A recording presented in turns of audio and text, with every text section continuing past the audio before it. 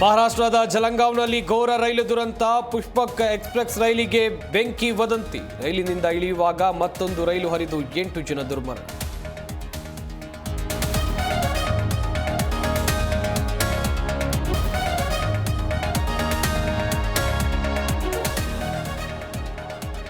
ಸಮರ್ಪಕ ಮಾಹಿತಿ ಇರದೆ ಯಾಕೆ ಬರ್ತೀರಿ, ನಡೀರಿ ಹೊರಗೆ.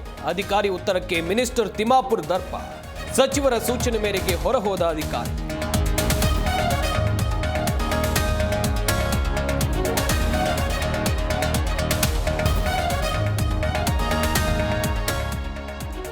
ಯಾರೋ ಸಿಎಂ ಎಂದು ಕೂಗಿದ್ರೆ ಬದಲಾಗಲ್ಲ. ಮುಖ್ಯಮಂತ್ರಿ ಬದಲಾಯಿಸುವುದು ಹೈಕಮಾಂಡ್ ಎಂದ ಜಾರ್ಜ್.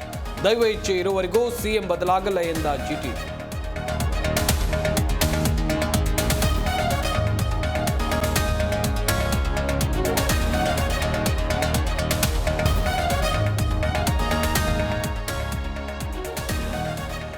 ಯಲ್ಲಾಪುರದ ಬಳಿ ಅಪಘಾತಕ್ಕೆ 10 ಜನ ಸಾವು ಪ್ರಕರಣ. ಹಾವೇರಿಯ ಸವಣೂರು ಪಟ್ಟಣದಲ್ಲಿ ಮೃತರ ಸಾಮೂಹಿಕ ಅಂತ್ಯಕ್ರಿಯೆ. ಕಣ್ಣೀರಿನ ಮೂಲಕ ವಿದಾಯ ಹೇಳಿದ ಕುಟುಂಬಸ್ಥರು.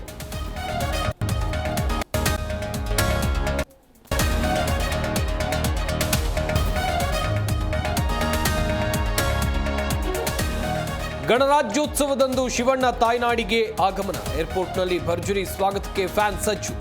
ಮನೆಯಲ್ಲೂ ಅದ್ಧೂರಿ ಸ್ವಾಗತದ ಸಂಭ್ರಮಾಚರಣೆ.